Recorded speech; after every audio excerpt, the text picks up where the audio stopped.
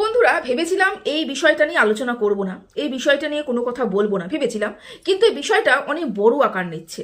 ওয়াইটি বলো, ফেসবুক বলো, সোশ্যাল মিডিয়াতে বিভিন্ন যেই জায়গাটাতে আমি খুলছি সেই জায়গাটাতে এই বিষয়টা অনেক বড় আকার নিচ্ছে। তাই ভাবলাম যে চলো এই বিষয়টা নিয়ে একটু আলোচনা করা যায়, একটু আলোকপাত করা যায়, তাই তো। প্রথমত কথা, আমরা যদি নিরপেক্ষ ভিডিও করতে চাই তাহলে আমাদের দুপক্ষের কথা শুনতে হবে।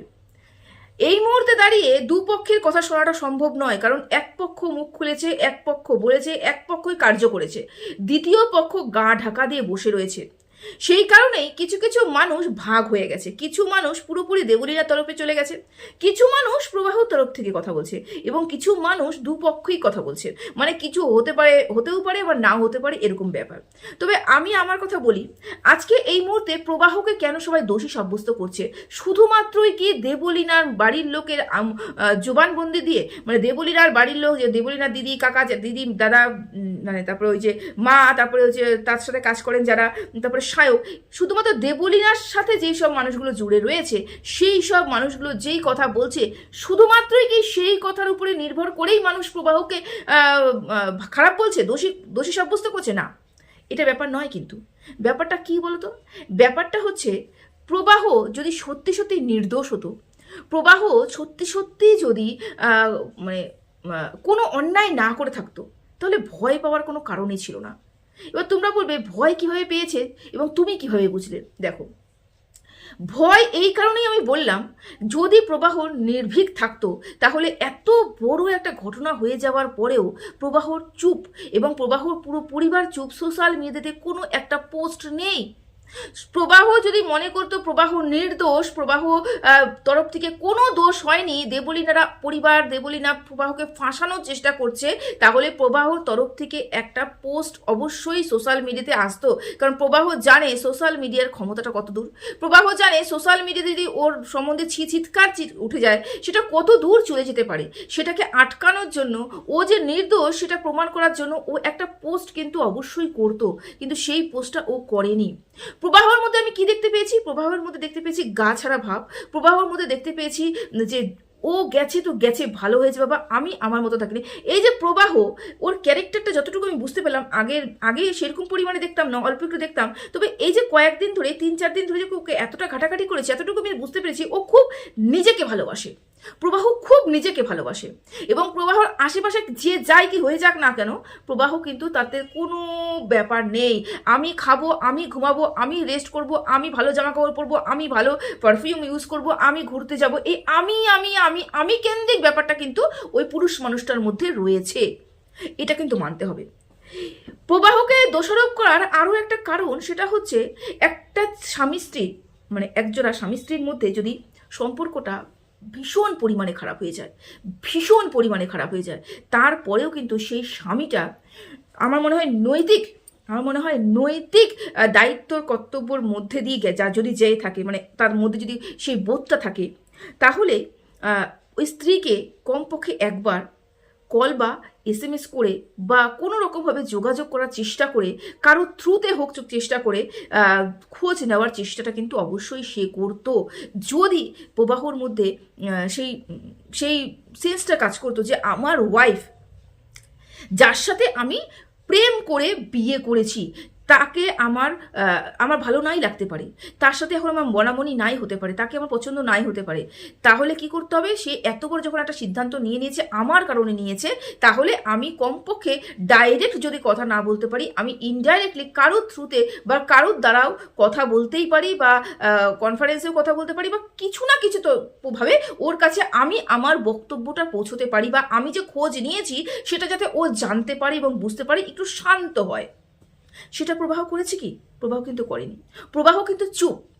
আরও একটা দিক যেটা দেখে আমি বুঝলাম যে প্রবাহ একদমই যে প্রবাহকে নির্দোষ বলা যায় তা নয়। আরও একটা দিক কি? আরও একটা দিক, সেটা হচ্ছে প্রবাহ নাকি জোম্যাটো, ব্লিঙ্কিট এগুলো সব নাকি এই দেবলীনার ফোন থেকে নাকি অপারেট হতো। সেই জন্য প্রবাহ ওখানে খাবার অর্ডার করছে, এবার নোটিফিকেশনটা দেবলিনার মোবাইলে চলে আসছে। তার মানে বোঝা যাচ্ছে যে প্রবাহ বাড়িতে ছুটি অবস্থায় রয়েছে। এবং দেখো, আমি যে কথাগুলো বলছি এই মুহূর্তে, সেগুলো কিন্তু সোশ্যাল মিডিয়াতে যেগুলো যেগুলো উঠে আসছে সেগুলোর উপরে ভিত্তি করেই কিন্তু বলছি, এটা তোমাদেরকে মনে রাখতে হবে। তো এই যে ব্লিঙ্কিট থেকে বা জোম্যাটো থেকে যে খাবারগুলো অর্ডার করছে, সেটা ওরা বুঝতে পারছে, মানে দেবলিনা এবং দেবলিনার পরিবার বুঝতে পারছে যে ও বাড়িতেই রয়েছে, ছুটিতে রয়েছে এবং বিন্দাস খাবার অর্ডার করে খাচ্ছে। যদি একটা পুরুষ, যদি একটা সুপুরুষ যদি অরিজিনাল যাকে পুরুষ বলা চলে, সেই পুরুষ যদি সত্যি সত্যি পুরুষ হতো প্রবাহ, তাহলে কি করতো? তাহলে একবার হলে কল করতো বা একবার হলে আসার চেষ্টা করতো, বা খাওয়া এই গলা দিয়ে নিচে নামতো না। অর্ডার করে খাওয়ার তো দূরেই থাক, কিন্তু প্রবাহ কি করছে? প্রবাহ অর্ডার করে খাচ্ছে, মানে চপ বলে না, কবজি ডুবিয়ে খাওয়া, ঠিক সেই রকম করে খাওয়া দাওয়া কিন্তু সুন্দর করে চালিয়ে যাচ্ছে এবং ঘুম দিচ্ছে। তার মানে কি ধরে নিতে পারি? প্রবাহ মধ্যে এই সেন্সটা কাজ করছে না যে আমার ওয়াইফ বেঁচে আছে নাকি আমার ওয়াইফ মরে গেছে। আমার ওয়াইফ বেঁচে থাকলেও আমার কিছু যায় আসে না, আমার ওয়াইফ মরে গেলেও আমার কিন্তু কিছু যায় আসে না। তার মানে প্রবাহ সম্পূর্ণটা আমি কেন্দ্রিক, এবং তাতে ওর কোনো কিছুই ভ্রুক্ষেপ নেই কে আসছে এবং কে যাচ্ছে। কি বুঝলাম এই যে কথাগুলোর মাধ্যমে? কি বুঝলাম? এটাই বুঝলাম যে প্রবাহ মানুষটা, যতটাই মানুষ বলছে না কেন, একতরফা বিচার করছো তোমরা, একতরফা বিচার করছো। প্রবাহ বাড়ি থেকে কিছু আসছে না, প্রবাহ মুখ খুলছে না বলে তোমরা তাদেরকে দোষারোপ করে দিচ্ছ। দোষারোপ করার কিছু শুধুমাত্র কয়েকটা পয়েন্ট তোমাদেরকে আমি তুলে ধরে দিলাম, শুধু কয়েকটা পয়েন্ট তুলে ধরে দিলাম। যদি যারা যারা এই কথাগুলো বলছো যে এই যে একতরফা বিচার করছি আমরা সবাই মিলে, আমি তো কমপক্ষে একতরফা বিচার করছি না, কারণ এখনো পর্যন্ত কোনো স্টেটমেন্ট আমি দিইনি। আমি যা যা কথা বলবো এই মুহূর্ত থেকে বা বলেছি, শুধুমাত্র ওই মানে এই ভিডিওগুলো যে আসছে তার উপরে বেস করে বলেছি। মানে আমি বলতেই পারিনি যে হ্যাঁ একমাত্র প্রবাহই এর জন্য দোষী, বা আমি বলতেও পারবো না যে হ্যাঁ একমাত্র দেবলীনাই এর জন্য দোষী। আমি বলবো দু তরফের কথা শুনবো, তারপরে ডিসাইড করব কে কতটুকু দোষী, কে কতটুকু নির্দোষ, এটা ডিসাইড করব। ব্যাপারটা হলো প্রবাহর এই যে কয়েকটা পয়েন্ট আমি তুলে ধরলাম, যদি তোমাদের বাড়ির লোকের সাথে এরকম তোমার কোনো অশান্তি হয়, পুরুষ মানুষ হলে পুরুষ, যদি পুরুষ দেখে থাকো তাহলে পুরুষকে বলছি, তোমার ওয়াইফের সাথে, এবং যদি ওয়াইফ দেখে থাকো তাহলে বলছি তোমার হাজব্যান্ডের সাথে, যদি এরকম কোনো গন্ডগোল হয় তাহলে তুমি কি করবে? হ্যাঁ মানছি তোমাদের মধ্যে সম্পর্ক ভালো নেই, তোমার একে অপরকে দেখতে পাচ্ছ না, সহ্য করতে পারছো না, মানছি, কিন্তু এই ব্যাপারটা কিন্তু অন্যরকম। দেবলীনা এখনো পর্যন্ত প্রবাহকে প্রচণ্ড ভালোবাসে, এই ব্যাপারটা আসছি আমি। তো এই যে তোমরা যদি তোমাদের সাথে এই ঘটনাটা ঘটতো, তোমরা কি করতে? তোমরা মানবিকতার খাতিরে হলেও আমি দোষ করেছি, আমি দোষী, আমি কি না কি, এগুলো সব কিছু ভুলে গিয়ে সর্বপ্রথম তুমি যদি জায়গাটাতে নাও পৌঁছতে পারো, তুমি কি করে? তুমি কিন্তু যোগাযোগ করতে। যখনই যোগাযোগ আসছে না, তার মানে ধরে নিতে হবে প্রবাহ তরফ থেকে সেরকম কোনো আর বেঁচে নেই এই সম্পর্কর ব্যাপারে। ও এই সম্পর্কটাকে আর এগিয়ে নিয়ে যেতে চায় না, ও পছন্দই করছে না। একটা মানুষ বেঁচে থাক মরে যাক, ওর কাছে কোনো ম্যাটার নয়। তাহলে তোমরাই এবার বলো যে কেন মানুষ শুধুমাত্র প্রবাহ পরিবারকে দোষারোপ করবে না? যেখানে ব্লিঙ্কিট থেকে খাবার অর্ডার করে খাওয়া হচ্ছে, জোম্যাটোর থেকে খাবার অর্ডার করে খাওয়া হচ্ছে, যেখানে বাড়িতে বসে থেকে খাওয়া হচ্ছে, সময় কাটানো হচ্ছে, যেখানে একটা খোঁজ খবর তার ওয়াইফের সম্বন্ধে নেওয়া হচ্ছে না, যেখানে সোশ্যাল মিডিয়ায় ঘেটে হয়ে গেছে সব কিছু, তারপরেও একটা খোঁজ খবর নেওয়া হচ্ছে না, তারপরেও প্রবাহ যখন চুপ করে বসে রয়েছে, একটা পোস্ট পর্যন্ত করলো না, নিজেদের হয়ে পোস্ট পর্যন্ত করলো না। ইভেন আমরা এখন কিছুক্ষণ আগে দেবলীনার দিদির আরও একটা আমরা কথা শুনলাম, যেখানে দেবলীনার দিদি বলল প্রবাহর পরিবার ভেতরে ভেতরে গেম খেলছে, মানে প্রত্যেকটা জায়গায় টাকা খাইয়ে যাতে ব্যাপারটা চাউর দিতে না পারে, ওরা যাতে এগিয়ে যেতে না পারে, সে টাকা খাইয়ে ব্যাপারটাকে ধামাচাপা দেওয়ার একটা ব্যবস্থা করছে। যদি সত্যি সত্যি প্রবাহ পরিবার থেকে একটা দুঃখজনক ঘটনা ঘটেছে আমাদের সাথে, আমাদের পরিবারের সাথে, এরকম বলে একটা পোস্টও দিত, তাহলেও কিন্তু প্রবাহর পরিবারের উপরে এত আঙ্গুল মানুষ তুলতে পারতো না। আঙ্গুল তোলার জন্য যথাযথ কারণ রয়েছে, সেই জন্য মানুষ আঙ্গুল তুলছে।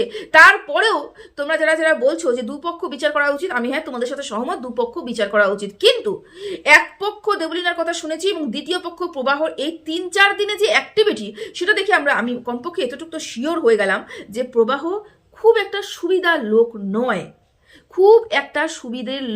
নয়, ও শুধুমাত্রই ইউজ করতে জানে, এতটুকু তো বুঝলাম।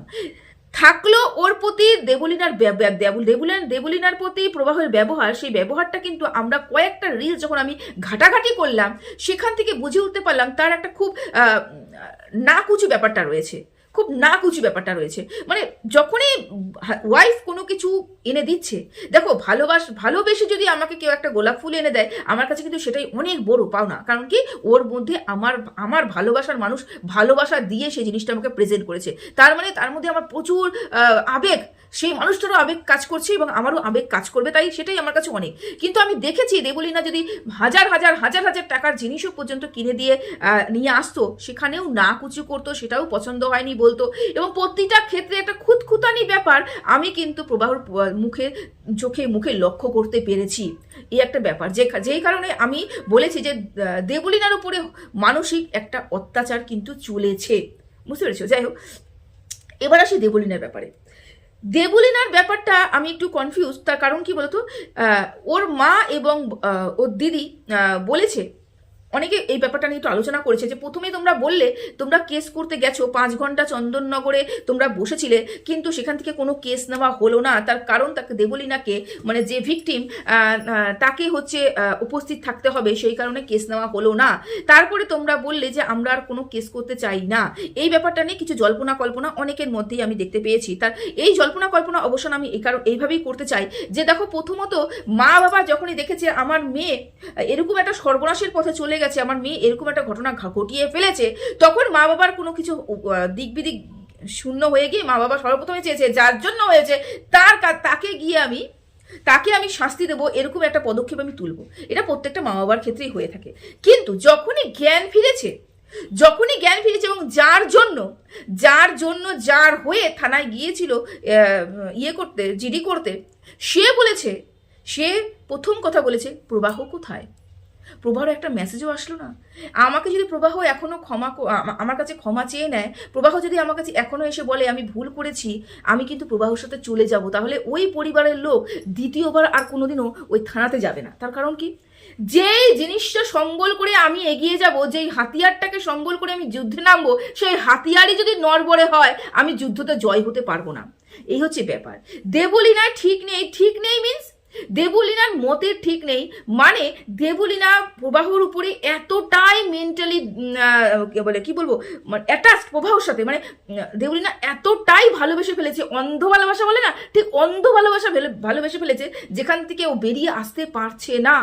এবং প্রবাহ যদি এখনো দেবলীনার কাছে এসে দুটো ভালো কথা বলে, তাহলে কিন্তু আবার দেবলীনা গলে যাবে। সেই কারণে কিন্তু দ্বিতীয়বার ওরা বলেছে আমরা আর কোনো কেস টেস করবো না।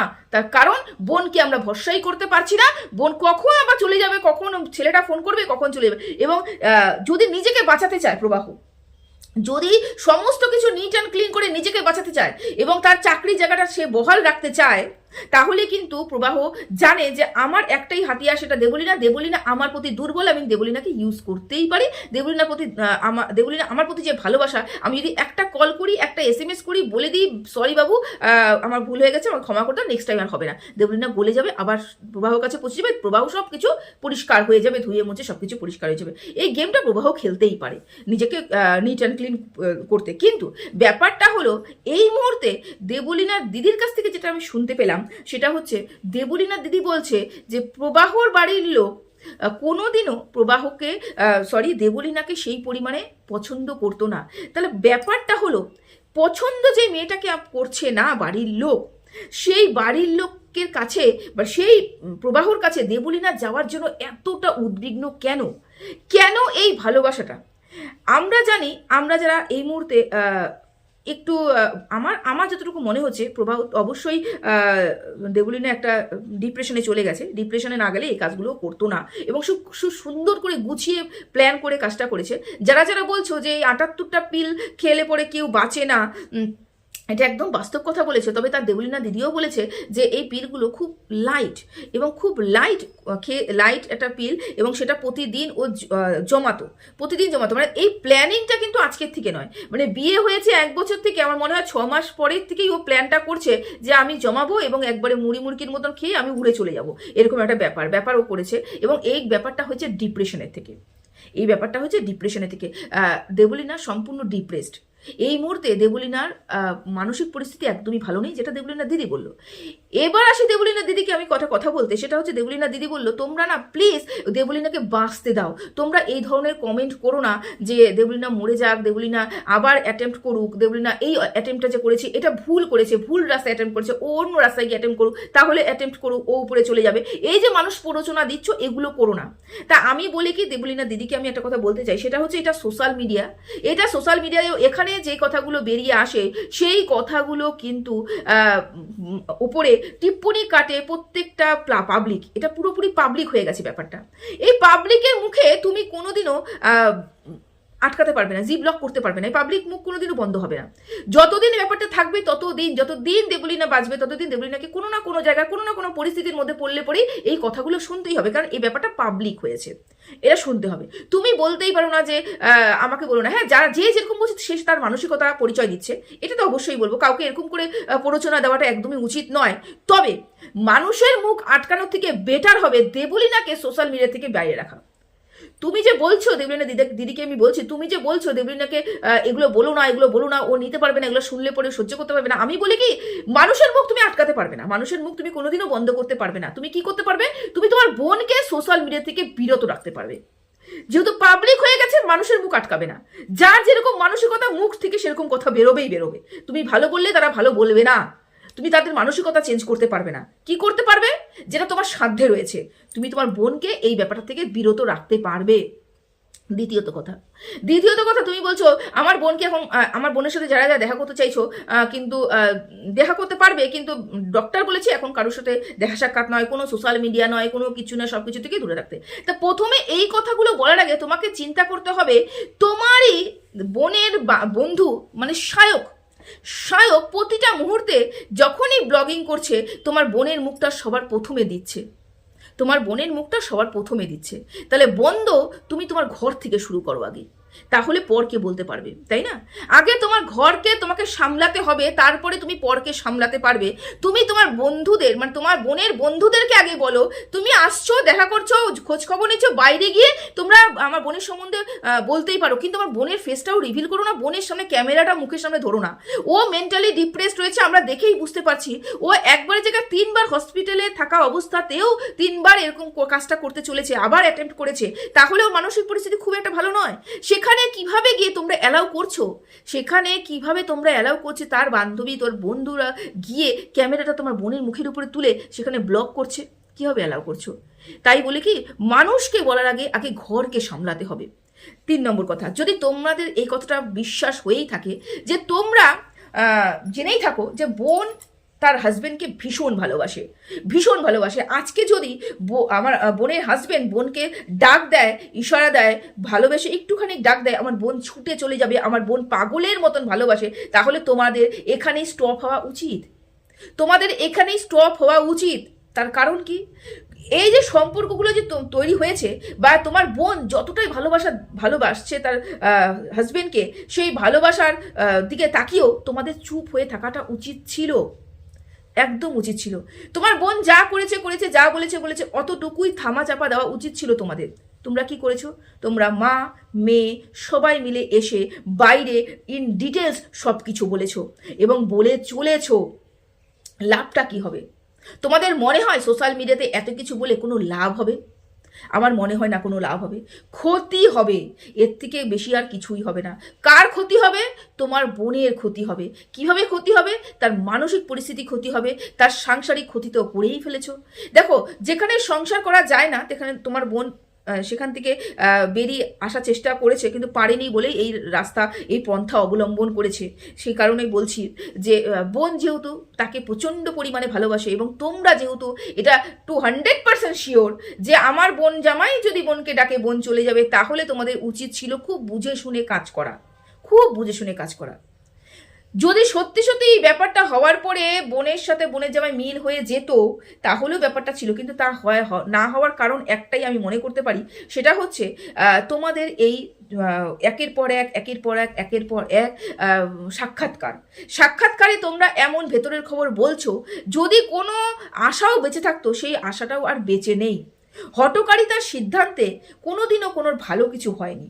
হঠকারিতার সিদ্ধান্তে সবার ক্ষতি হয়েছে। তোমরা দিনের পর দিন যে বলে চলেছো, ইভেন আজ অবধি 2-3 ঘন্টা আগ অবধি তোমরা যে বলে চলেছো, প্রবাহর বাড়ির সম্বন্ধে বলে চলেছো, তাতে ক্ষতি তোমার বোনেরই হচ্ছে। কারণ তোমার বোন চায় প্রবাহর সাথে সংসার করতে, এবং যেই কথাগুলো তোমরা বলে ফেলেছো, এবং এটা নিয়ে যখন সোশ্যাল মিডিয়াতে তোলপাড় চলছে, তোমার বোন ওখানে আর সংসার করতে পারবে না, ইচ্ছে থাকলেও আর পারবে না। আর দ্বিতীয়ত কথা, প্রবাহর মেন্টালিটিটা আমার পছন্দ নয়, একদমই পছন্দ নয়। এবং তোমরা তোমরা যে কথাগুলো বলছো, জানি না কতটা সত্যি কতটা মিথ্যা। যদি সত্যি সত্যি তোমরা যেটা সত্যি কথা বলে থাকো, যে এত টাকা পাওয়া সত্ত্বেও তোমার বোন ওই বাড়ির ফ্ল্যাট ভাড়া, রেন্টে ফ্ল্যাট ছিল নিউ টাউনে, সেই ফ্ল্যাটটাও তোমার বোনে ভাড়া চলতো, পুরো মানে গ্রসারি আইটেমও মাঝে মাঝে তোমার বোন আনতো, ইভেন ওই ঘরের সমস্ত কিছুই নাকি তোমার বোন চালাতো। মানে প্রবাহ যদি 1 টাকা খরচা করতো, তোমার বোন 5 টাকা খরচা করতো, ঘুরতে যদি যেত তাও তোমার বোন খরচা করতো। তাহলে আমি বলি, এরকম চিপ মেন্টালিটির মানুষের সাথে সংসার করার থেকে না করাটাই বেটার, যদি তোমাদের কথা সত্যি হয়ে থাকে। আমি এখানে কোনো স্টেটমেন্ট দিতে পারবো না, তার কারণ একটাই, আমরা দুপক্ষের কথা এখনো শুনিনি। তবে দোষ অবশ্যই প্রবাহের বেশি রয়েছে, তার কারণ প্রবাহের অ্যাক্টিভিটিগুলো আমার খুব সন্দেহজনক মনে হচ্ছে, এই জন্যই বললাম। তো চলো, ডিটেলসে অবশ্যই আলোচনা যখন শুরু করেছি, ডিটেলসে আলোচনা অবশ্যই করব। তো চলো, সবাই ভালো থেকো, সুস্থ থেকো। এখনকার জন্য এতটুকুই রাখলাম, টাটা।